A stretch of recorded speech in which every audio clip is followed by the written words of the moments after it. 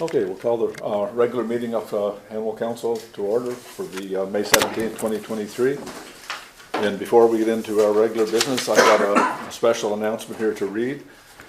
It was the rural community of Hanwell would like to recognize three of our residents, Paul Porter, Kim McDonald, and Carol Duvid-Vorden, for receiving the highest honor within the Rotary organization, the Paul Harris Award.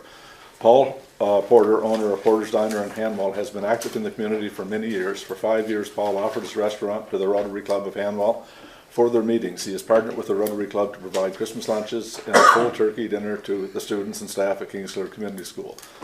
Paul has supported members of the community by fundraising dinner events for various causes, such as funds for medical care for individuals and their families. Paul has also supported Opal, Family Services, Meals on Wheels, and sponsored numerous local sports teams. Paul's Diner has been recognized by the Meals on Wheels as a Company of the Year.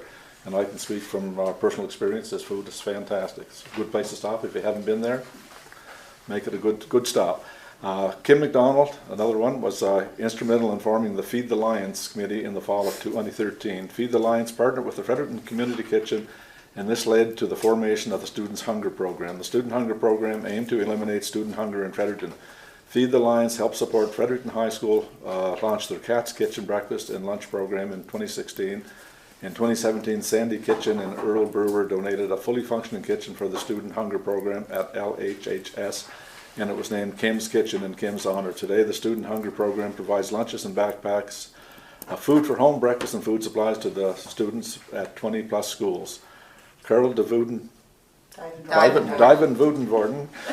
boy, that's a tough one, has been committed to helping people and organizations learn about the environment, climate, and how to conserve energy. Carol was one of the first Canadians trained by the former U.S. Vice President Al Gore to present live versions of the Academy Award-winning slideshow An Inconvenient Truth to over 400 audiences and 50,000 people across the Atlantic region. Carl continues to educate people through his job as a sustainable consultant, public speaking, and newsletters. So let's give a big round of applause to those three folks. A real honor to have that type of commitment here in Hanwell. So moving on to regular business, can I get a motion to approve the agenda, please? I move to approve the agenda. I'll second. Any questions? All those in favor signify by saying aye. Aye. All those contrary minded? Motion carried, thank you.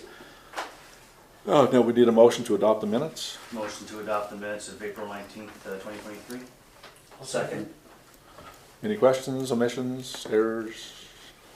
All those in favor signify by saying aye. Aye. All those contrary minded? Motion carried, thank you. Second one for the minutes of April 27th. I move to adopt the minutes of April 27th, 2023, special meeting of council. I'll second. Any questions, omissions, errors? All those in favor signify by saying aye. Aye. All those contrary minded? Motion carried, thank you. Public input inquiries. I believe we have a resident here tonight to do a presentation.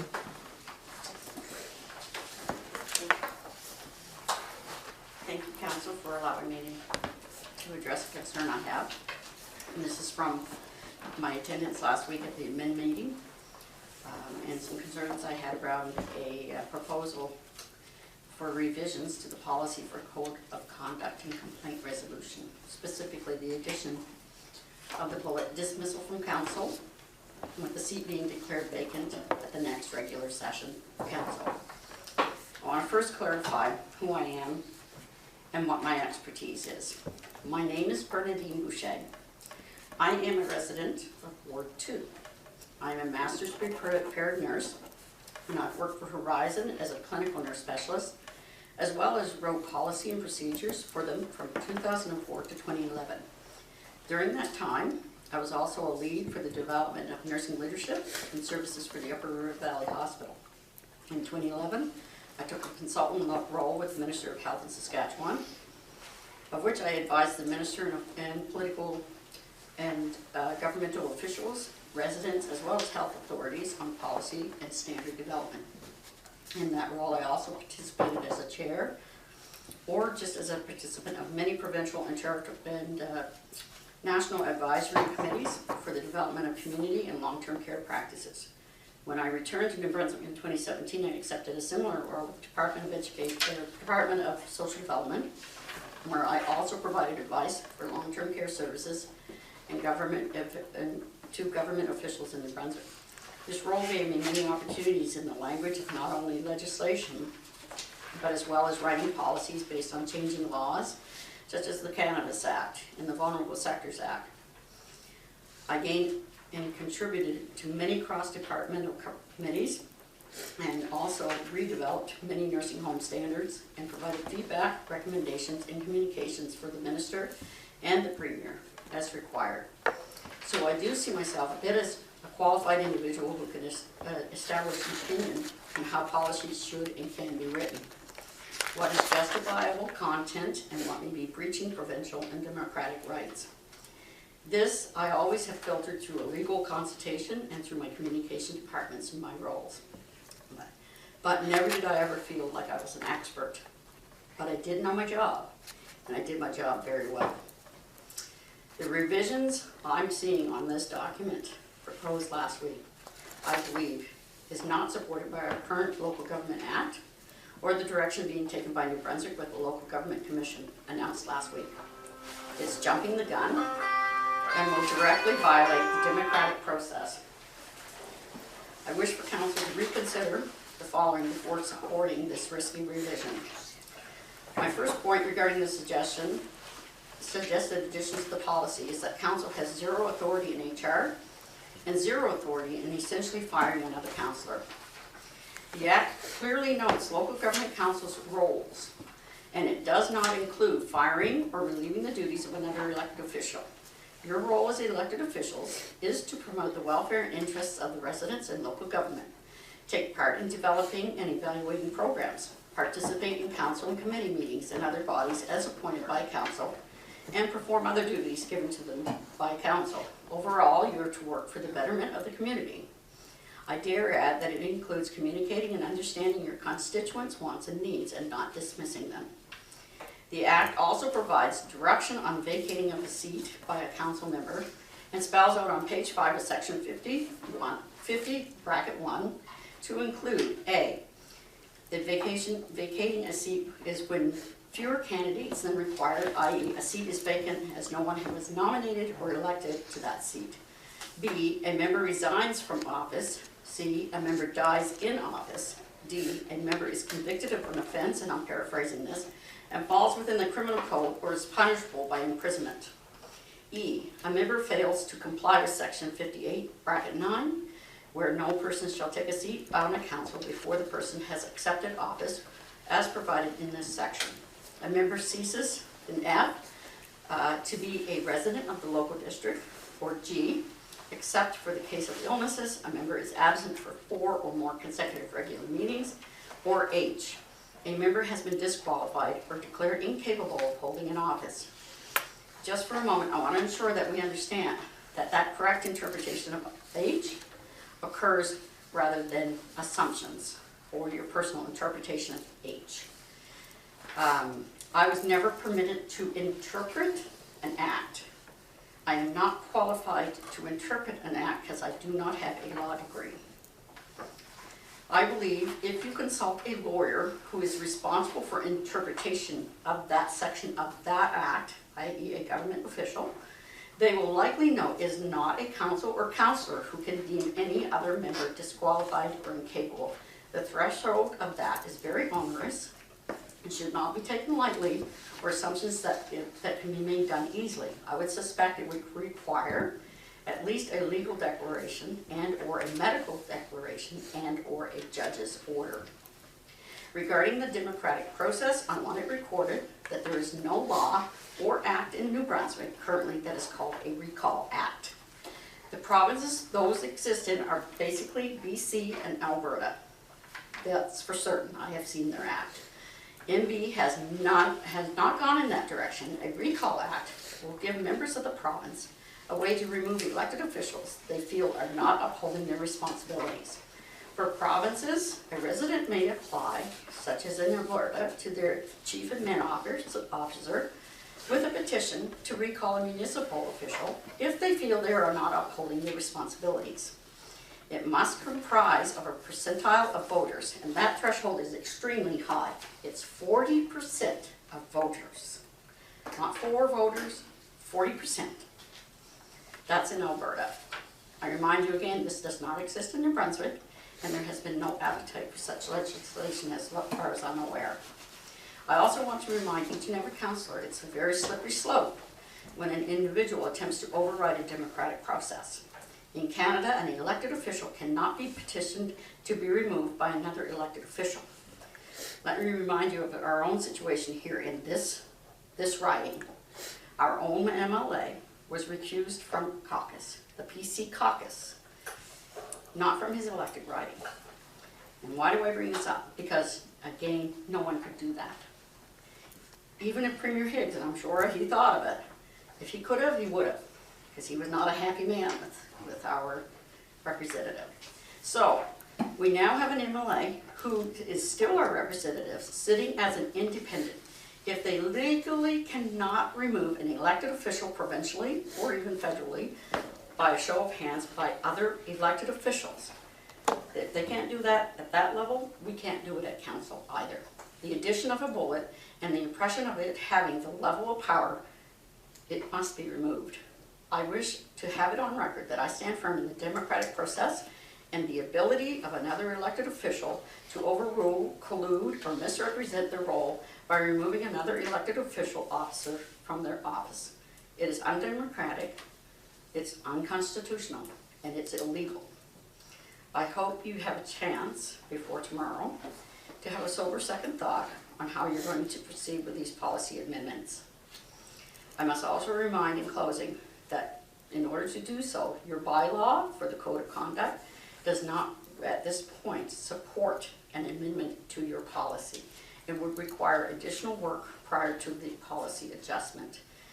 That has been my experience in a policy writer and one who has worked very closely with standards, regulations, and legislation work. That has always been the case. You can't put your cart before the horse. I appreciate your time. Thank you. Any other public input?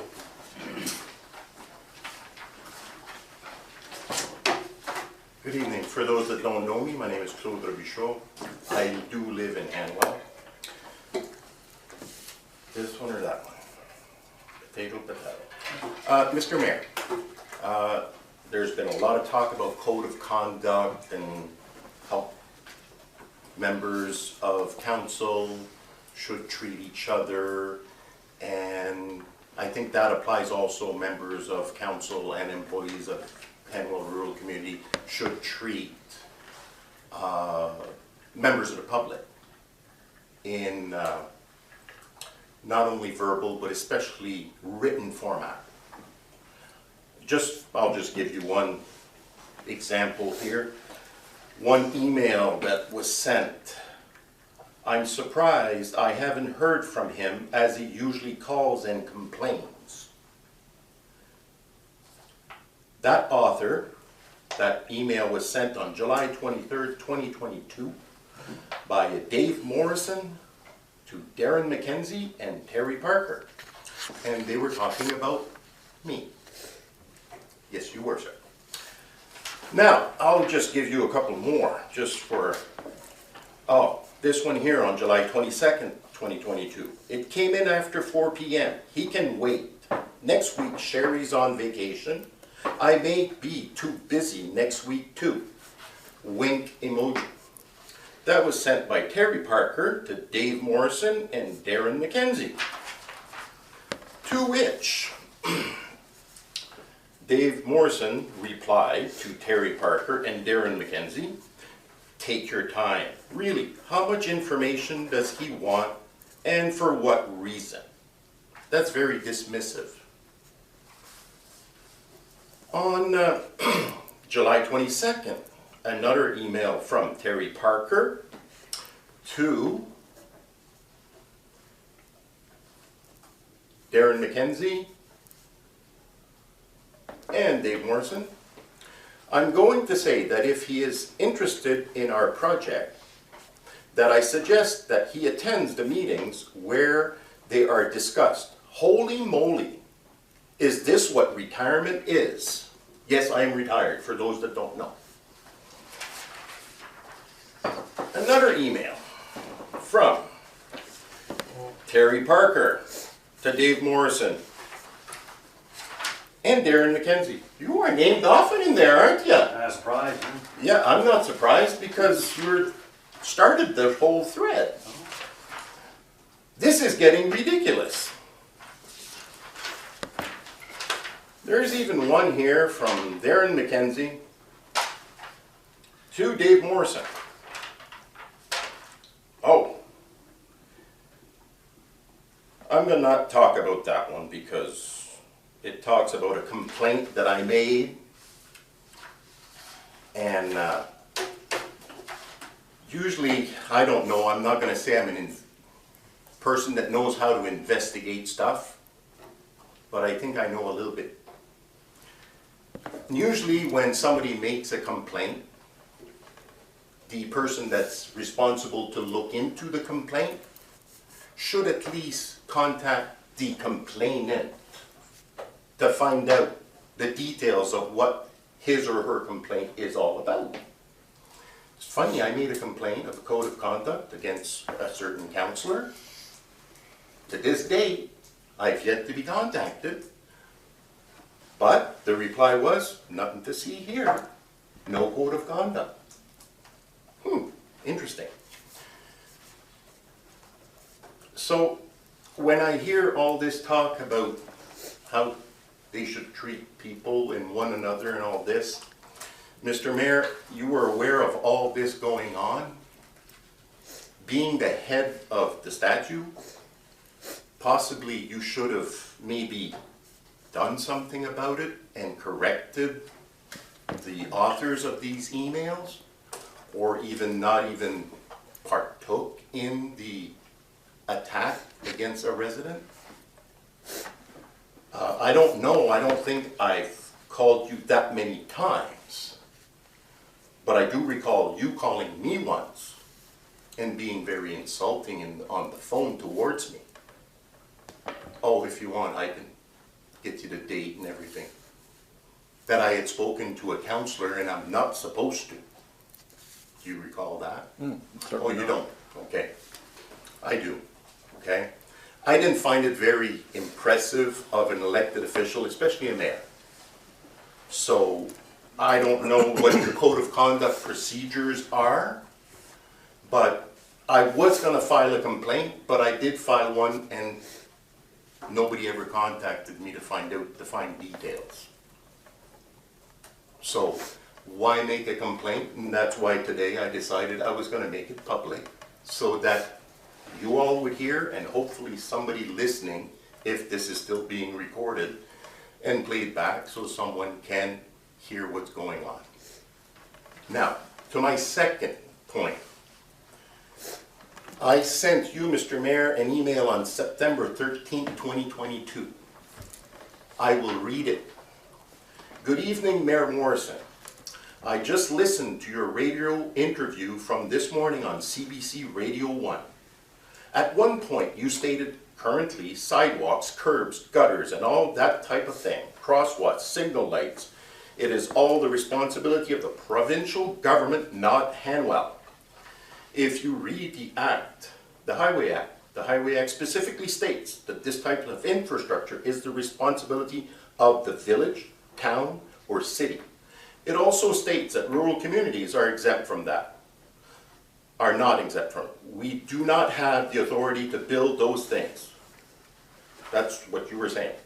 We do not own the roads, we do not own the school. So if a person wants to reference the Highways Act, it's quite evident that it is up to the province to build that type of infrastructure.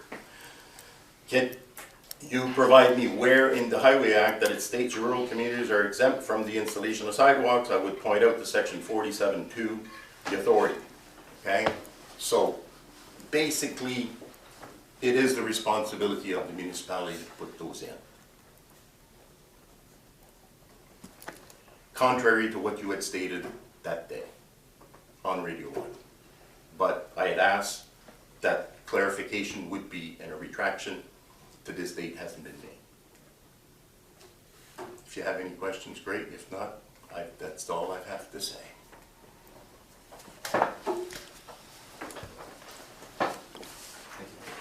Any other public input? Okay, moving on. Any disclosures, council? I have disclosure for a conflict with 12B.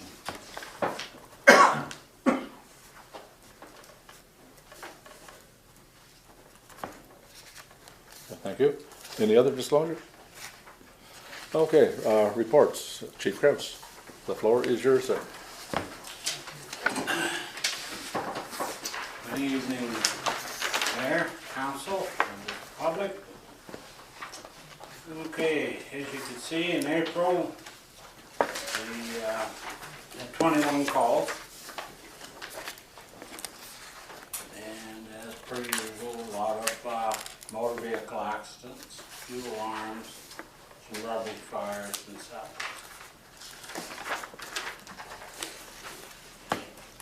And on the sheet that I entries on the back, the rest of the calls. Starting to get into the grass season. So we've been running a fair amount with them as well. Any questions on the report? A quick one, if you don't mind, Your Worship. Is that okay, Todd? Sure. Is this a lot of grass fires? Because it seems to me. No. It's a lot, but it isn't what it was 10 years ago. Okay. Like we'd run that many grass fires in a day. Wow. Good Lord. Like this looks like a lot of grass fires when I saw the report. Okay. Is there something? A really stupid question, if you don't mind indulging me. One more question for anybody listening. If I wanted to have a fire at night when it's red in a fire pit, that's a no, right? No. Perfect. That's what I wanted to make sure was clear. Is that what's causing this type of stuff, or is it just other things? No, this is, Thank you. this is That's just fine. That's great. Thank you. individuals. Also, like the ad is between our training and truck checks and so on. We've had 132 incidents, and there's 2,811 man hours so far this year.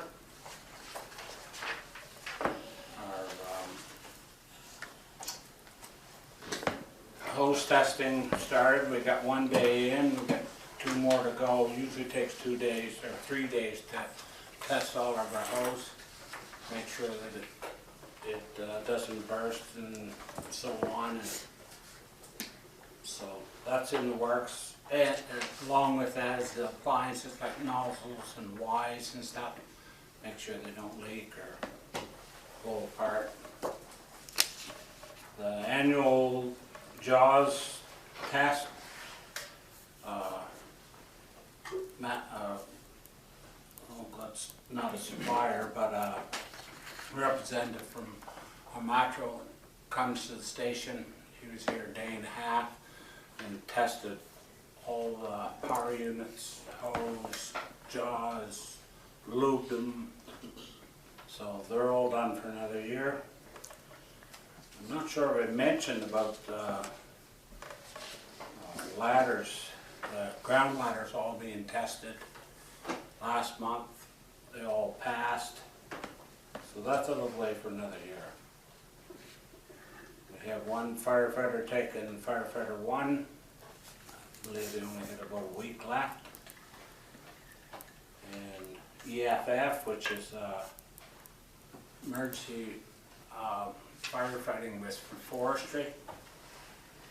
We have that coming up next weekend, Friday night and Saturday, and June again for a weekend.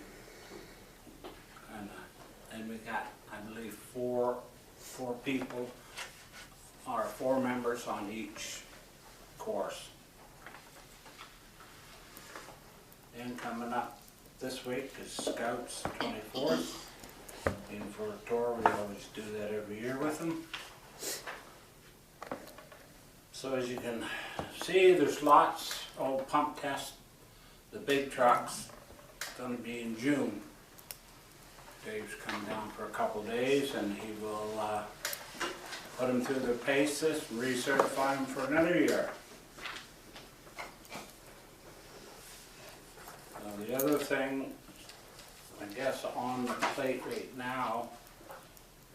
our mutual aid agreement. Yes. So you're gonna go over that? Bring us up to date on it, or? Well, I've been through it. And what I have is Capital District Firefighters Association. 21 departments in the Capital District, including Fredericton. And when we signed this, it was supposed to be till next year, 24.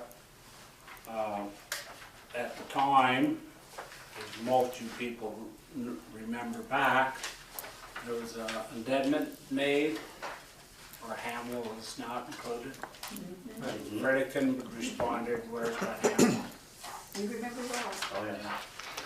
Well, things have changed, We're glad. and this new agreement, he wants to take it to council, I think Monday night. No. I talk. Yep. There's been a change. Okay. The chief of the Fredericton Fire Department wants to take it back to, there's a lot of council still in Fredericton who don't know the story that happened in, was it 2017? Right. 2014. 2014, I believe. When was it? 15. 2015, they don't know it, so he wants to bring them up to speed. And I found some errors in it, so there's some things that, yeah, it won't go to council Monday. I sent an email around, just letting people know. So you sent out the changes and stuff for everyone to read over? I'm not really done, Okay. but I will. So when Sherry's done with this, you pass it on to us to look over, because it's 15 pages. Yeah. That'd be great. We gotta get it, nice to get it right. So for those that don't know, this is a basically reinstatement of a mutual aid from Fredericton Fire Department to all of Hanwell, not just a portion of Hanwell. Yeah. So that's, this document, this is what we're working towards anyway. Exactly, and then in September, Capital District is tabling the agreement again because of the local governments, the changes and stuff, and departments amalgamating, name changes, and all that, so that's all gonna have to be rewritten and straightened out again. Yeah. But they wanted to get going on this, or Dwayne did, our chief in Fredericton, to get it out of the way. Any questions? I have one if you don't mind. Who came to who? Was it Fredericton came to us with the firefighting? No, For the mutual aid, or did you fellows work? I this out? went and had a meeting with Kate Rogers, the mayor of Way to go. Good job. Fredericton, and also the COA, Steve, can't think of his last name right now. Hart. Right. Yeah, Steve Hart. So we had a meeting back probably about 6 months ago, and they didn't think it was right that, you know, the Hanwell was left out of a mutual aid agreement.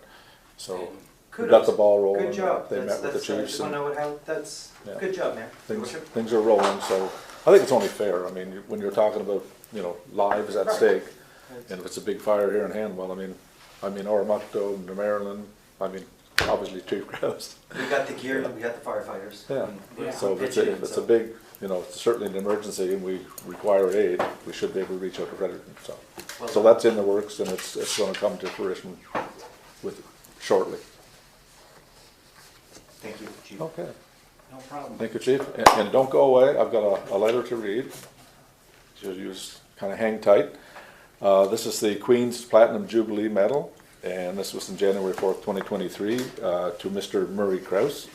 Dear Mr. Krause, I wish to congratulate you on being awarded with the Queen Elizabeth II Platinum Jubilee Medal, New Brunswick. The award honors the extraordinary contribution you have made to your community, the province of New Brunswick, and the country. Like Her Majesty, your dedication and service for the benefit of others are truly remarkable and appreciated by me and all New Brunswickers. We celebrate this prestigious and much deserved recognition with you. And I have the envelope, please. The medal right here to present to Chief Krause.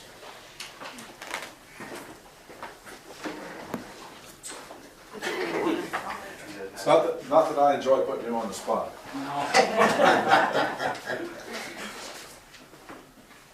Ready, look, smile. I'll second. One more. Did you miss it? A much deserved honor, Chief. Congratulations.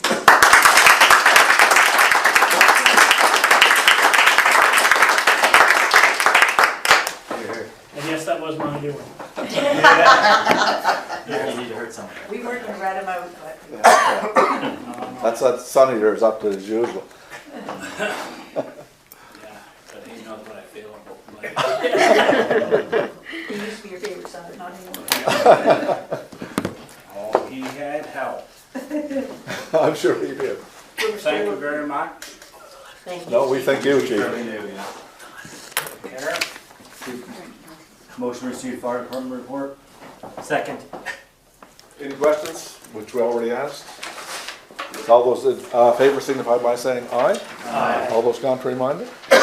Motion carried. Thank you very much. So, presentations. We have Capital Region Service Commission, Maple Ridge Ventures in consideration of the creation of agreement on the right of way, and I believe Mr. Lonnie is right here to talk to us. Thank you for the opportunity, Your Honor. This is a subdivision at the back end of Starlight Village. The subject matter is the Rural Community Hanwell Council. We're asking that you make a recommendation to the Capital Region Planning Review and Adjustment Committee for the consideration of the creation of a lot on a private access right-of-way. This request comes from SureTech Group on behalf of the owner to create one lot on a private right-of-way. Property is located on Pluto Court in Hanwell. The property is zoned residential in the Rural Community Hanwell Rural Plan, bylaw number 11-2016. The applicant has proposed to subdivide one lot from PID number 7555655, leaving the remnant to be accessed by a private right-of-way. The Rural Community of Hanwell Subdivision Bylaw has a section on land for public purchases.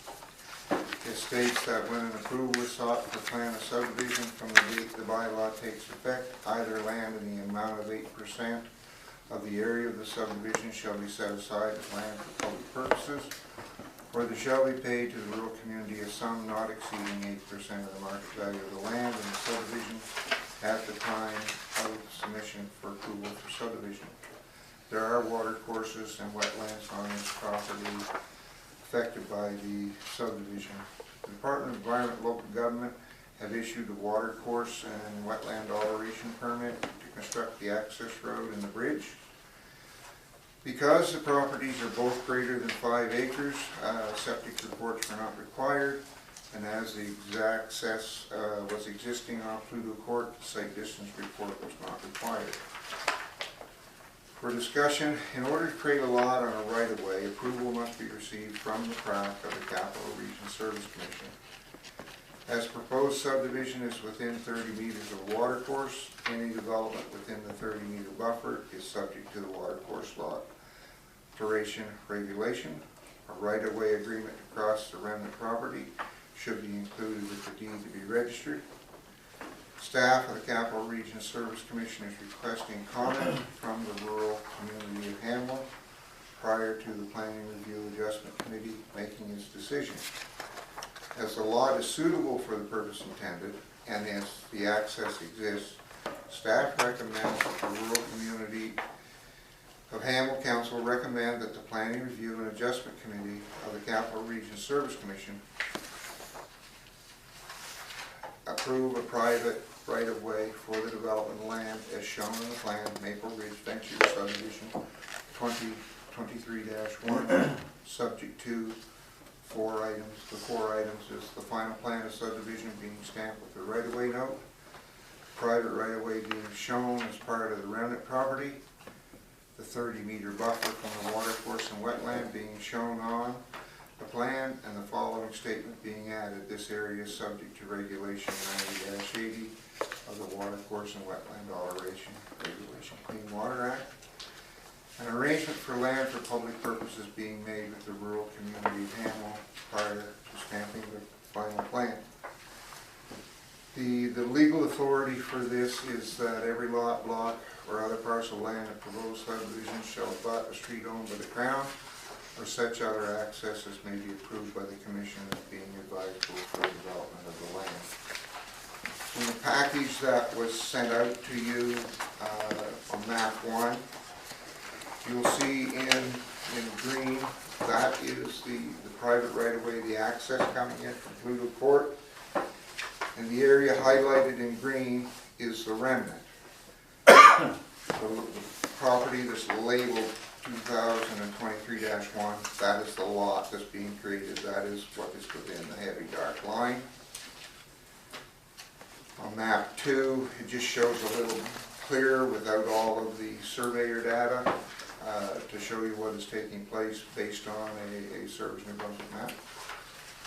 And then there are just a couple other maps. And the last schedule is directly out of your Land for Public Purposes document.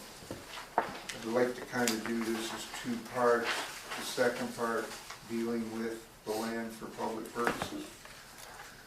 So Robin Canavan prepared a staff report to mayors and council on the subject of land for public purposes, Maple Ridge Ventures Incorporated, subdivision 2023-1, bid number 7555655. And the issue is a decision on land for public purposes for one lot to be created on a right-of-way. So, by way of background, as the subdivision of this property does not qualify for an exemption under subsection 9, bracket 2 of the Hanwell Rural Community Subdivision Bylaw 08-2015, the land for public purposes process is being applied. For discussion, records and service New Brunswick plan show that this property was purchased in April of 2022 for $150,000.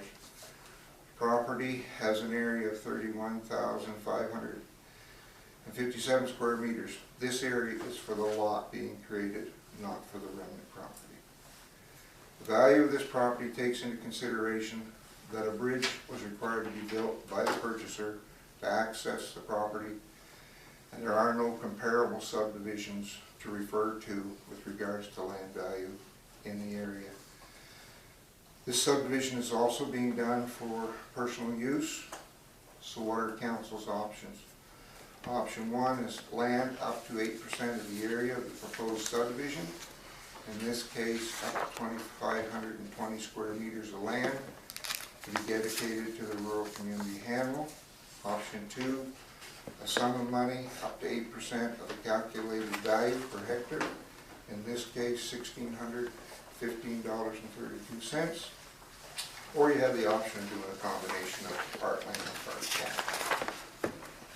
Recommendations from the staff is that we would recommend that the rural community Hanwell accept an amount of $1,615 to be paid for land for public purposes, and that the Capital Region Service Commission staff work with Hanwell to revise the subdivision bylaw, particularly the part with land for public purposes section. A new subdivision bylaw will need to be created for the new municipality of Hanwell because it now applies in the Kingsclear area, and our registered professional planners are required by the Act to do that. So they would work with council to coordinate what you want for land for public purposes. I know in the past that council's voiced concerns with regards to applying the land for public purposes to a subdivision of land for personal use. A new subdivision bylaw could address this concern. So how did we calculate the values and the area? So we had $150,000 cash value. The total land is 23.4 hectares. That means the cost per hectare is $6,410. The lot being subdivided is 3.15 hectares. 3.15 hectares by 6410 is $20,191.50. 8% of that is the $1,615.32. If you're looking for land, is 3.15 hectares, which is 31,500 square meters. And if we take 8% of that, it's 0.252 hectares for 2,520 square meters. The reason that we are recommending money instead of land is the land that you have to take has to come out of the lot that is being developed, and that lot is encumbered by the stream and by wetlands. It's not the best land for Hanwell to take, so we're recommending that you take the money for it. This afternoon, I think we circulated to staff and council at Hanwell that we received a letter from the developer or the owner of the proposed lot, Daniel Stevenson. And I think you all have it, so I'm not going to read it in its entirety, but essentially they purchased this property for personal reasons. It's joined by a corporation and jointly owned by the two of them. And when they created the bridge and the roadway, they had the proper water course toleration permits to do so. They are looking to build their house on the lot that is being created. And at this time, they have no plans to further develop the larger property. And it is their wishes to go with a 8% in money as opposed to 8% in land. Is there any questions? Councillor John? You knew that was coming. Oh, yeah. First of all, I don't know, I don't understand why this qualifies under land for public purposes to begin with. This isn't the subdivision that's being built to make money to it, it's a private residence. And the precedent I would like to compare this to is Yoho. The land, the 6 lots that were developed on the, whatever side of Yoho, right off the 640. Right. Because I always thought land for public purposes was a road. To me, this is their driveway. This is not a road. And that you can only have land for public purposes off of a public road. In Yoho, what they did, this was a company that was in it to sell lots. They sold 5 or 6 lots. What they did is they came off the 640, they built a sub-road, basically parallel to the main road. They called it a driveway. And so therefore, they did not pay land for public purposes. In this case, this is actually someone's residence. Yep. I have a real problem with charging them anything land for public purposes. That's why our recommendation is. Oh, I have been in 2 parts, recommending this for years. that we years. do that. And this to me is a classic case. But when you look at your subdivision regulation, it doesn't exempt this subdivision. That's why. Why is this not a driveway and why is the one at Yoho a driveway? The one at Yoho, those lots front on a road that was paved Right. at the time of the adoption of the bylaw. The one big lot did, yes. Yes, and that's why it's exempted. You don't like it, but that's the rules. I'm not happy. Councillor Sutton? Thank you very much for presenting here. So the lot that was previously, and it may have changed of course, now it's 755-6555, but it was 75196428. That is now still part of the same, that was the subdivision, you kind of subdivided and then bringing it to the original one? There were, My question, if I could just get to the question, I think that may clarify things. I'm just worried that 20-footer is going to start feeding to the other subdivision. There's no chance that's ever going to happen, right? This is a private driveway? this is a private access. There's no way this is going to end up being a highway to the rest of the subdivision. That's my question. This piece of ground that we're labeling as the access is attached to and a part of the remnant property. It is the access to the remnant property. The lot that is being created has a right-of-way over that piece of land to get to their lot and their house. If, in the future, they are looking to subdivide the rest of that land, they would have to use the access to get in. So from Pluto? Because that land is attached to Smith Road, if I understand, so I guess my question is this going to be No, done? it's not attached So to it Smith isn't? Road. Okay, so, So what happened was, this large piece of property that is owned was created from 3 smaller pieces of property. 2 of those pieces of property that it got land from would have fronted on Smith Road. So when it's like you got a long piece of ground, right, I bought the back corner of it and attached it to my piece of ground. so how many, out of that Pluto access, the 20-footer, how many homes can that possibly be feeding? That's not able to answer that tonight because that is depending on a number of things. Septic reports, grade, elevation, a whole bunch of issues that get addressed during the subdivision process. So to say here tonight, it's this many acres and we can make this many lots because a lot is a minimum size of 1 acre, I can't say that because there's other things that come into play. I'm not quite sure there's any other question. I do agree with what Deputy Mayor is saying when it's a private driveway, but this isn't necessarily a private driveway. It happens to be today, but later on it could be the access or the feeder to the rest of the properties. But there's no plan, There's no there's no plan plan at to this time. develop any of this. Right, but it's one at a time. We did the same thing before, I believe, when we were talking about that other property, and we kind of ran into the same issue. And your argument was the same then too, which was sound then as it is now. I'm sure they know what the plan is. I mean, it's not up to us to guess as to what they might want to do in the future. I mean, if they say it's their private property, it's their private property. And if they were to have to come, want to decide to do something else, they would have to come and apply for subdivision. Again, we can't jump to the conclusion that just because someone owns more than an acre, that they have a plot to build a subdivision. But it literally says it's going to be for a future subdivision. So we know that to be a fact. Do we? So that is, go ahead. Your Worship, it's okay, I'm okay with an exception if that's okay with you. Yes, I'm okay with that. Just if Dan wants to speak up, by all means. He is the property owner. Good Yeah, time to that's ask right. I am the questions. property owner. Yes, no, I appreciate it. Maple Ridge Ventures is my wife and my company. We have no plans, no future plans to develop. We put it in Maple Ridge Ventures because we had to put in a pretty substantial bridge. There's a pretty substantial investment in that. And to the Deputy Mayor's point, we would have to come back if we ever wanted to do any further subdivision. We have no plans, no immediate plans, no plans to do anything further than put our home in there. And the reason that, and I wrote the letter today in support of, I mean, don't get me wrong, I would rather not pay anything. However, I'm certainly not here to object to paying. I think taking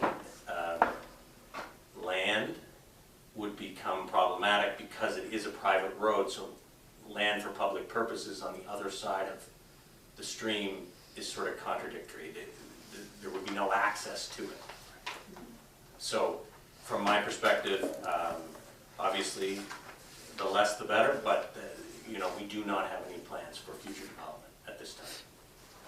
Any other questions for Mr. Stevenson when he's up? Oh, not Mr. Stevens. No. Actually, I do while you're up, sorry, so in theory, you're building a home right there, you don't want, it is right now your intention not to have throughway traffic to other lots. There's no intention, Councillor Sefton, to do that. The reason, because in my day job, I'm a lawyer and this is what I do, I'm trying to plan so that I haven't eliminated any opportunity that might come up someday in the future, but I have no crystal ball and I have no plans to do so. You have answered my question, thank you very much. Thank you. Okay. Mr. Forbes, do you have on the top of your head how big an area outside of the buffer there is in the lot for the home to be built on? I think I understood you to say it was 3.15 hectares within the lot, but there's all that water course and wetland buffer that would put some restrictions on the building of a home. So what's left, size-wise? If you read in the fine print, Yeah, that's my problem. below where it says 2023-1, It says it was from a portion of PID number 75464297, which is Councillor Septon alluded to, which was the piece of ground that would have fronted on Smith Road. Yes. And it says it's on the south side of the 20-meter right-of-way, has an area of 24,000 square meters. So that is, if you're working in Imperial, that is about 6 acres. Yeah. And there is more than half of that that is outside of the buffer. Okay. So there's about 3.5 acres outside the buffer. Thank you. Okay, Councillor McKenzie. I have one question. I know I've asked this before because it comes up every time and I always forget the way it's done. So the way it's subdivision bylaw is written right now, we have to do one or the other, right? But it's up to. We don't have to take the full 1,700 and whatever. We can just take it all, right? That's not the way it's written right now. 'Cause I'm sure we've gone through this before, but I just can't remember what the outcome was. It says up to the. You are correct, and that was gonna be my next point. Because no, this goes, I mean, I was there when I was the chair actually of that committee, when we made this bylaw, when we did our rural plan. And the intention was, at the time, and as far as I'm concerned, it still is to, the land for public purposes is for people who make subdivisions, as in the one at Yoho. In my mind, that was a company, they sold the lots, that was meant to be a subdivision, yet they found a technical way to get around it, and they did. This is someone who is building a one lot for their home. We've had the same issue also at Yoho, and I recommended at that time that we reduce it to 0% or 1% or whatever, and I was voted down. But I'm going to be asking that motion to be changed again, and that we reduce it to 0% or 1%, whatever people are comfortable with. Because I don't believe this was in the spirit of the bylaw when we wrote it. It absolutely was not. Okay, any other questions or comments? Okay. So how do We'll our have to, motion, we'd like to change the amount of the land for public purposes? I'd like to move that we amend. We haven't made a motion yet. Well, Question do is, you- do you want it in two Do we motions? need a motion? Or we You have? can do it all in one motion if you want to, but I'm asking you to recommend PrAC to approve the lot on the private access. Right. And then we're stating that part of that motion is that the proponent or the applicant comes to an agreement with Hanwell with respect to the land for public purposes. Well, that would make sense, that And- we don't need to put in an amount tonight, they need to negotiate with us later, basically. Right, Yeah, so that's the way it's item- worded here basically is exactly that. So Item- it would be that we would come to an arrangement at some point in the future. It doesn't have to item be- 4 of the motion, yes. That's correct. yeah. Okay. And you just have to have that arrangement made prior to the development officer stamping the final plan. Okay, good. Everybody understand? Yeah. Any other I'm good with questions? that. Okay, Councillor McKenzie, could you read that motion, please? So I'd like to move that the Planning Review and Adjustment Committee, the Capital Regional Service Commission, approve a right-of-way, a private right-of-way for the development of land as shown on plan Maple Ridge Ventures Subdivision 2023-1, subject to, 1, the final plan of subdivision being stamped with the right-of-way note, 2, the private right-of-way being shown as part of the remnant property, 3, a 30-meter buffer with the watercourse and wetland being shown on, and the following statement being added to the final plan, quote, this area is subject to regulation 90-80, watercourse and wetland alteration regulation, Clean Water Act, unquote, and 4, arrangement for land for public purposes being made with the rural community of Hanwell prior to the stamping of the final plan. Second, please. I'll say. Any questions, concerns, comments? Councillor Peck? Just for those listening, I'm very conscious of how projects come to PrAC and that it's a monthly meeting, but I didn't get the bulk of this information until today. And when you work through the day and then have to be here at 7 o'clock, it would be very, very important in the future for these things to be respectful of when submissions to council for our package occurs, which I think is the Wednesday before. And if they don't make it then, they don't make it till the next month. Just my personal opinion. We have a rule for the purpose of making it possible for councillors to study these matters carefully. And when we get them with such short notice, it's very difficult. Thank Okay. you. Any other questions? Deputy Mayor? I guess my only comment was, I believe that this was in our package to begin with, the bulk of it. And as you know, from being on pracs, that it's not uncommon, even next Tuesday or Wednesday, whenever we have our prac, that there will be letters come in that day. The people have until until the meeting happens. They're always getting comments. I mean, it's not unusual to get a letter from the landowner or from the neighbors or from wherever.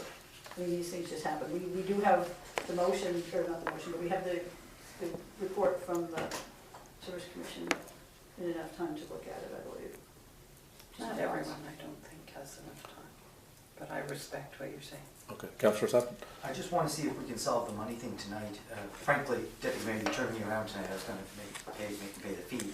But where this is, but the fee will have to come if they subdivide later. We can charge the subdivision later for whatever the land purposes is, so can we set the dollar? No, the motion says we'll set it No, the date, sure, we can do it. I just want to talk about it, see if we can solve it now. Okay. If you want to do it, we can. Any other comments, questions, concerns? Call for the question. All those in favor signify by saying aye. Aye. All those contrary minded. Motion carried unanimously. Thank you, Council.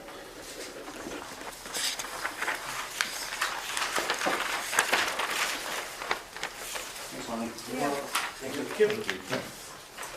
Stevenson, you can stay for the remainder of the council meeting if you would like. If obviously your interest was in your own property, but if you feel free to leave or feel free to stay, entirely up to you. Thank you very much. Okay, moving on to item 8, permit applications. We do have 2, and they are addition to an existing structure and a house with attached garage and detached garage. The addition was $100,000 and the house with the attached garage was $400,000. And we don't have anything else other than these ones, so. Couldn't we have made the font any smaller? I wonder about that. I don't know, I find it quite large.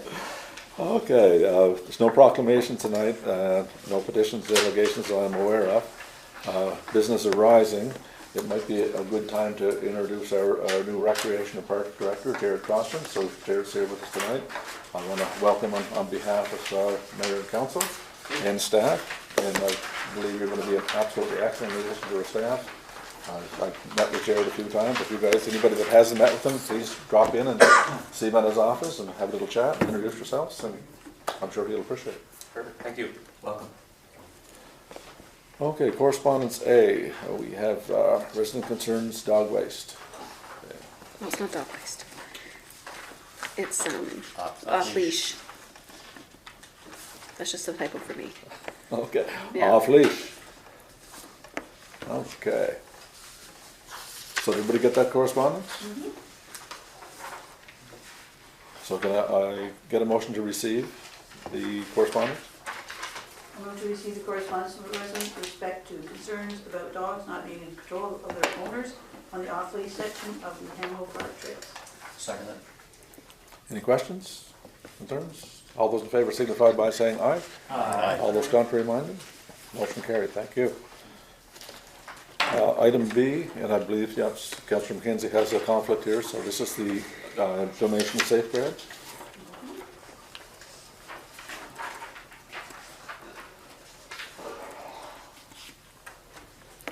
So basically, Safeguard's asking for a donation for 2023. You can be a sponsor, a supporter, or a friend, depending on your donation. So, any questions on this request? Yes, Councillor Septon. My daughter's graduating this year, and I just realized, does this mean I have a conflict? Oh, then I gotta recuse myself. Probably. Well, not really. Not Not necessarily. really, I mean, You're not getting any monetary value. No, And I don't think Councillor McKenzie had to I don't. excuse himself I'm gonna either. recuse myself just the same, just to Okay. make sure. Well, understandably. Okay, so was there any discussion, concerns? No, not really. Yes, Councillor Peck. I'd just like to note, because I taught at Leo Hayes and was involved with the Safeguard Committee there, how important it is for the community throughout Fredericton that has students attending FHS in this case support the Safe Grad initiative. It's really, really a wonderful way to send graduating students off into the community knowing you're supported in the community. So I think that we should be as generous as we possibly can for this request. Any other comments, questions? Can I just ask how much is in our budget? Like, are we good? Yes, yeah. Good for how much? I can't off the top of my head, but we've only, I think we've donated 1,000 to this point, and I think there was about 5,000. Is there, have you donated to them before? Not that I remember. Okay, no, I was just gonna say, base it off of But what I you've done echo, previously. I echo Councillor Peck's concern, or I guess not a concern, but Safe Grad is a fantastic program. It's been around forever. Yeah. Keeps kids safe, which is the whole idea. You know, keeps them possibly off the street. So, you know, reduce, you know, all kinds of incidents, car accidents, whatever. So this is usually a supervised exercise, and I think it's very important to, you know, to look after our young folks. I concur, my girls all loved Safe Grad, as did I, because I knew they were safe. Yep. So what do we think of 250? So we want to do 250? I mean, that's just something, that's just my thought. Okay, can I get a motion? No. Oh, sorry. Yeah, Councillor Fox. I think a minimum of 250. I think that's very fair. We have a whole load of kids from this community who go to FHS and graduate from FHS. It seems like a no-brainer to me.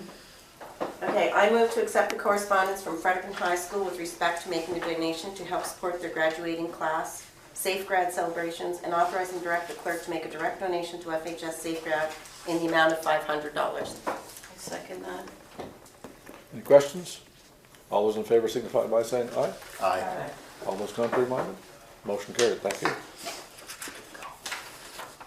We can bring those folks back possibly. Mr. Councillor Crouch, do you want to go and round them up?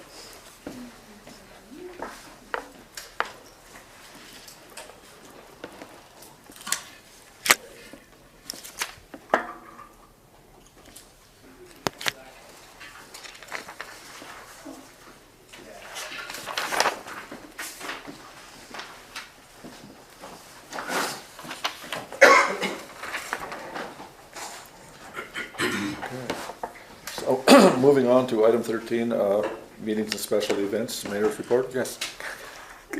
Sorry, Councillor Heisler. before we move on, I had a question about correspondence in general. I received a correspondence from a resident, and it was regarding the Hanwell Park Academy, the protest that was involved there. Right. And it was sent, CC'd to me just for awareness, and it was addressed actually to Mayor Morrison. I went back and looked at the policy regarding correspondence on our website, and it hasn't changed, if it's the correct one that's on there, since 2017. And it mentions that correspondence will be given in our agenda package if it's addressed to mayor and council or council. All other correspondence is just going to be kept in a correspondence binder. So I'm just wondering, this one was addressed to the clerk, and that seems to be generally the way a lot of things go.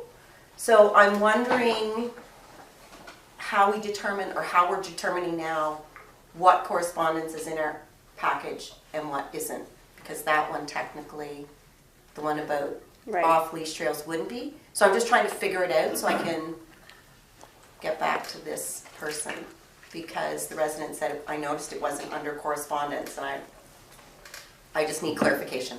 But I guess if I never received it, then I wouldn't know. Exactly. So where do we go? Like, so should it be addressed to the clerk? Should it be addressed to mayor and council? So So it's a policy then that we're gonna have to look at and work I on? think so. I think if any resident brings forward a piece of correspondence, like, for perfect example, the dog's off leash in the off leash section, you know, people being not attacked by dogs, but jumped on by dogs, and I think that should be brought to council and should be brought to a meeting, even though it was only addressed to me. But I mean, I guess, and I didn't know anything about this correspondence about the school. It wasn't forwarded to me. No, and So, I'm not saying that, yeah. I'm just trying to figure out how we move forward with correspondence. We might have to change in the general. policy. Yeah. Before I forget to, I want to discuss that letter with you after the meeting tonight. Oh, okay. Yeah, just so we can figure out how Okay. responsibly. If I Councillor may, McKenzie. it's easily corrected by a minor adjustment to that policy. So right now, basically, yes, it's intended, it was intended so that if anything goes to the clerk because they're aware of it, then we come to the package. A way to fix it is basically if we can update the policy to say that if any councillors, individual councillors get correspondence, they should CC the clerk on the reply. That way, the clerk has a copy of the information, and that way would still fit the current policy that it can come to council. That's a good idea. Yeah. Councillor Pat? Two things. The first one, I made a proposal which we're going to get to, I think, maybe tomorrow night, about the policy review work we're going to do related to the way council meetings go. And I've suggested that there be a section for councillor comments. And I envisioned, if we agree for that to happen, it does happen at other councils. I will report to that when we get to that work. I envision that being where councillors can be forthcoming with communication they've had. And I think it's important for us to remember that we will be receiving phone calls from residents, and the only record of that would be our notes. And do we really, because it's so important for residents to feel they can call us, would we be saying to them, now I need you to write this and send it to a chain of people, when really they just wanted to talk to us? So in the councillor comments section of our meetings, I envision that's where each councillor could just briefly mention that they received or had communication with residents. Councillor McKenzie? It may be important that if we do that, though, just maintain anonymity of who called, Yes. unless they explicitly say they want it. Yes. Because some people may just want to say something and not necessarily want to be addressed specifically about it. So. Right. Well, you did that this evening, you didn't say who. Yeah, exactly. Yes, sorry. Thank you. Okay. Okay, so we'll just do it at We'll have to. change the policy. Yeah, very Good good. enough, thank you. Okay, so getting back to item 13, the mayor's report, I just received this one, and I'll just add it to my report. I'll read it to council now. It's dated May the 8th, Chief Administrative Officers and Clerks. It's from the Honorable Chris Austin, Minister of Public Safety and Solicitor General, and copies went to several government departments, including us. The subject is the retroactive pay RCMP Provincial Police Service officers. As we continue discussions with Public Safety Canada, we would like to provide you with an update on the retroactive pay for RCMP members under the Provincial Police Service in New Brunswick. The federal government's decision to download the cost of retroactive payment to contract partners is disappointing. Local and provincial governments that use RCMP policing services were not at the negotiating table and did not have a say. We believe that Public Safety Canada should fund this liability or much of it. Therefore, the Department of Public Safety will be disputing this decision under the terms of the Provincial Police Service Agreement, PPSA. The department has assessed the financial implications of this decision, and if the dispute proves to be unsuccessful and an invoice must be paid, we will be absorbing the shortfall of the retroactive payment, and no further costs related to this issue will be billed back to local governments under the PPSA. We will commit to keep you informed of any further developments on this issue. And this was again by Chris Austin. So it looks like if they're going to come back on anything this year, that they're going to absorb it, so the cost will not be passed on to local municipalities. Now, next year may be an entire different story. But if you guys remember in the budget this year, the 17-cent provincial rate that the province charges for, policing administration and dog control actually went down. So it's my understanding that they've been kind of building this fund up to handle the back pay for the RCMP officers when the contract was signed. So obviously I would say the increase in our tax base would help offset the cost of those policing services, and therefore the rate went down. Now, no explanation was given to us, so we can assume whatever we want to. But it looks like, those costs were passed on. Whether they were included in this year's budget or not, I don't know. The only thing I did notice is the actual rate that provides the service to the RCMP did go down. So anyway, next year that rate could go up. All right, the mayor's report. Did everybody receive a copy of the mayor's report? Any questions, concerns? Oh, Councillor Peck. I wondered if you'd share with us a little bit about your meeting with Rose Arsenault, so that we'd hear what you told her about tourism destinations in Hanwell, and do you think she received it well, and where will it go from your meeting with her? Okay. Yeah, well, we met with Ms. Arsenault on May the 11th. Sherry and I met with her, and she had certainly a wealth of information on tourism, and she did a lot of research on Hanwell, on the tourism hotspots within Hanwell, everything from the distilleries to the hotels to the campgrounds to the golf courses and so on and on. So I did ask her if what we could do with our surcharge that goes to the rooms let by the hotel to us, and she said she'd be getting back to us with that, maybe give us some ideas of what we can do with it.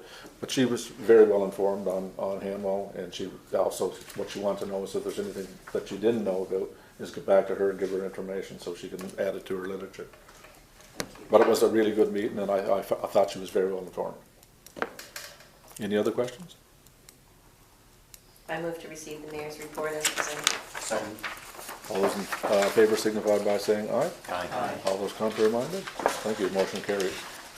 Now, committee reports, Age Friendly did not meet, Communication did not meet, Economic Development did not meet, Emergency Measures did not meet, and Finance did not meet. Governance and Policies met on May the 8th and will meet again on May the 18th. The report will be giving at the June meeting. That's fine. And Parks and Recreation did not meet, and the Mactaquac Community Liaison Committee did not meet. So item 15, Treasurer's Report. Do we have a report?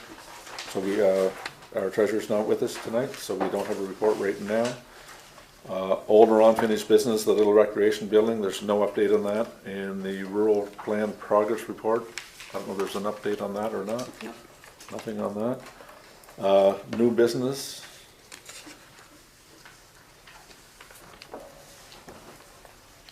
Do you have anything else? That's it, yeah? I have nothing. Have nothing, okay. So there's nothing on the auto recordings and nothing on the accessibility trail? No, we have to talk about it. It's up for discussion. It's up for discussion, okay. yeah. Yep. Okay, so we'll open the floor for discussion on the audio recordings. That would be item A. So I'll start with Councillor Heislip. Okay, I brought this up as part of our management session because I've noticed a lot of our public, they're physically unable to attend our meetings, whether they're committee meetings or anything, but all our meetings are public, and I really feel that they should be audio recorded. And I feel that they should be placed on our website along with either the reports from the meetings, or if it's regular council or special meetings of council, it should be placed beside those minutes. Which I've done. Perfect. The other reason being, we've had meetings where we heard, my memory's not as good as it used to be, and people just can't remember what happened or what took place. So for me, I would really like to see that the audio recordings start happening for all our public meetings. Do you want me to make a motion? I can. Just any other comments?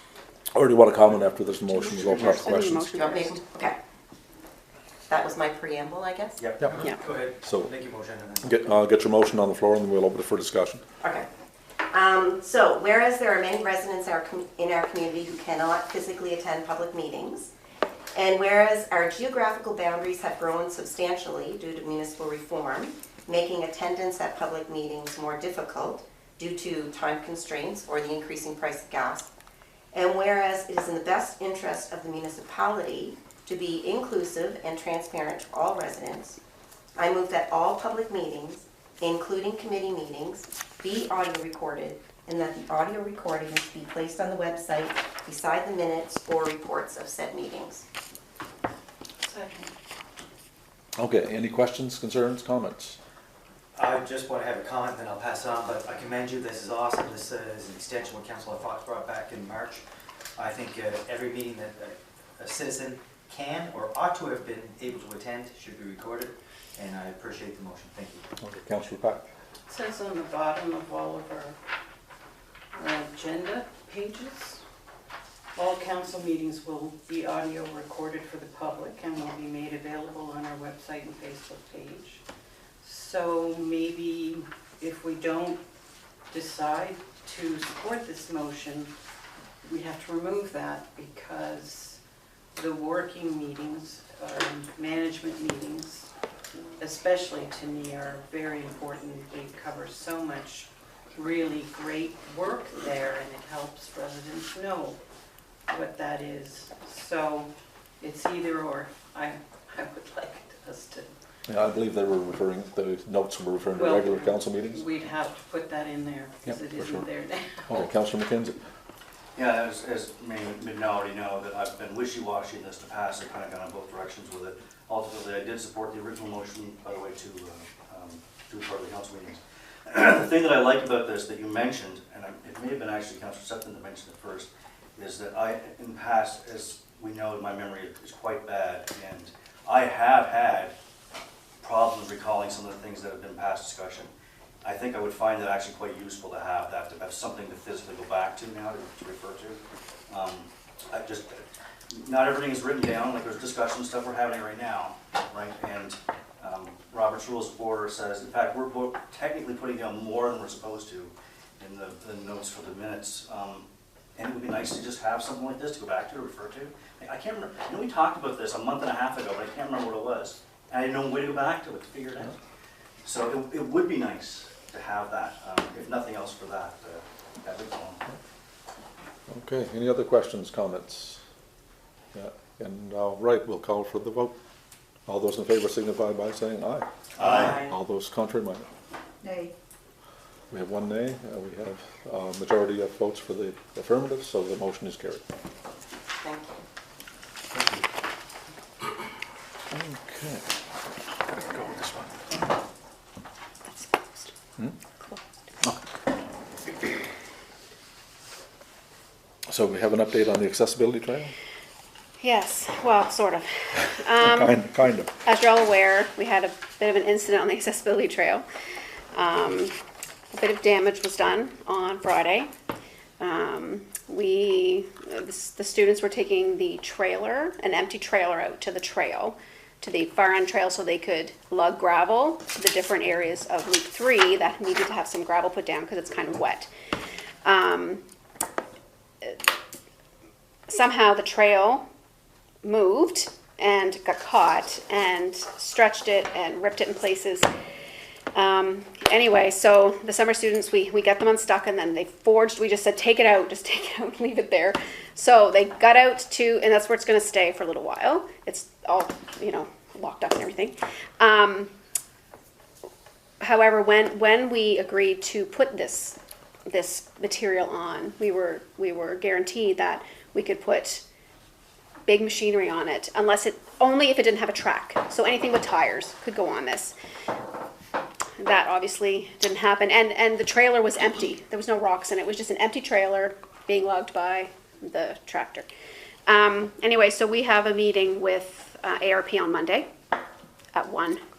He's going to come up. He's going to go out and inspect it, and I'll know more then. Okay. Any other questions? A recommendation for us to consider at some point. I don't know if it's proper to do it right now. Part of the reasoning, I think, the accessibility trail that we had issues was obviously it wasn't put down correctly, or didn't seem to be. In some areas it was very thick, in some areas it was thin. So we don't really have any quality control or quality assurance with these type of projects. We ran into it again with the multi-purpose court when we had to get them to, redo the paving again. There was no quality control or quality assurance. So I was wondering if at some point it might be more worthwhile to, I know all our planning goes through RSC 11, but would it be more beneficial to the residents to have an actual planner or engineer of our own? But it's not something that can be done tonight or anything, but I think it is something that would be worthwhile having some discussion on down the road, because we're paying, what, $200,000 plus for planning currently? And I really think we should be able to hire a planner and an engineer for that amount of money, and that we could have like quality control and quality assurance somehow, because we're not getting that with our projects. So anyway, that's just my thing, and I really would like at some point in the future that we discuss it. Okay, Councillor Sutton. If we can, wherever it's up, can we take measurements and photos, have it documented where the issues are? I think I sent you a photo from the year before where it was paper thin, and that's probably why it was. If it had been the half inch, to Councillor Heisel's point, I don't know how much longer it would have lasted, but I imagine it would have lasted longer, it would have stood the test. I do know that when the summer students are blowing, like using the leaf blower, it lifts. So in spaces, it does lift. I will say this, it was brought up to me that maybe, and I think it's probably something at some point should be considered, having an access road that bypasses accessibility trail, because even the summer students taking that big tractor and that big trailer on the trail where people are walking, it would just make more sense to me, or to everyone, just kind of have it just so that it avoids it. It would meet up at the loop 2, and then you wouldn't have that. I think the trail would probably have maybe lasted if we weren't putting machinery on it, but I don't know. It's hard to say. We've had that discussion years ago, that we would need to do that. I think it might be something to consider in the future. Certainly something to look into, for sure. Yeah, because there's an old trail that runs down the property line. It probably wouldn't take a lot of work to get it cleared, just for machinery or whatever to go through there. Couldn't get a gravel truck through, but you could certainly take our trailer stuff through like that. Something to look into, for sure. And that's all I have. Okay. There's nothing crazy in their little scheme, like their little plan of things that would have to come into effect with like the heat or how fast they're driving on it. You know what I mean? Like if they're driving the tractor on it. Yeah, because speed would make a difference. Is there something there in their little guarantee or fine print that says, nothing that we, something like the sunlight if it's hot and it's going along and it's rolling in front of them? Are they going too fast? Are they going too slow? Or he never left us any instruction onto using machinery on the trail. He just stated that it would handle, because he used it in driveways and whatnot, and cars go over it, right? So. In Canada? Yeah, Nova Scotia. Huh. So this is according to him anyway. So he did. We got a written warranty, and he is coming up to look at it, and I'm assuming he'll fix it. But is this going to be an ongoing issue? That's the big question. What the longevity of this rubberized surface is going to be. Anyway, all well and good, but Councillor Peck. Are we going to be able to have the geocaching? Yes. Yeah, yes, because the geocache event, they're only using the right side of the trail anyway, because that's where all their caches were. So they were not even a little bit concerned about it. Yeah. Okay, any other questions? Over here. All right, moving on to item 18, activities. We've got Zoomers Tuesday and Thursdays until March 30th at 12 p.m. The second annual Hanwell Golf Tournament is May 27th. That's not this Saturday coming, but the following Saturday down at Kingswood. So we've got 13 teams registered and paid for, and another couple outstanding that will be paying for it. So we all well and good. We should have a total of 15 teams for the whole tournament, which is a huge turnout compared to last year. So the tournament is growing. Possibly next year maybe we can get off the executive and put it on the big course, but that remains to be seen. And Hanwell Sports starts Monday, June the 12th. Did you have anything to add to that, Chair? Yeah, registration for that is now closed. We do have, between soccer and T-ball, 28 teams. So that's just over 250 kids. So it's a big upgrade from what we had in the past, and we're working on our reciprocal agreement with the school to utilize the soccer field for soccer and T-ball, so should be good. Sounds great. Well done, and I noticed the clerk has hair, so you must have been carrying a lot of the load. She's helped me a lot, so. I didn't have to touch any of it. Okay, so, anything else, Jared? No. So item 19 is moving into closed session, so I'm going to close the meeting to the public. I want to thank the public for their attendance tonight. It's always appreciated for you folks to take an interest in our meetings.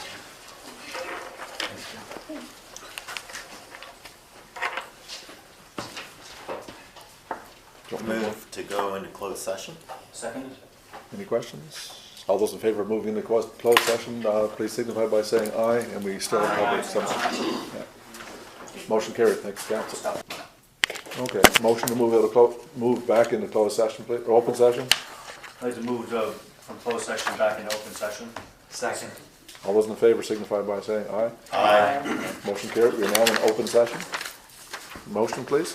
Okay, I'd like to make a motion to direct and authorize the clerk to request legal counsel to draft a demand letter to Thermal Wood to address the issues with the wood siding on Hanwell Place.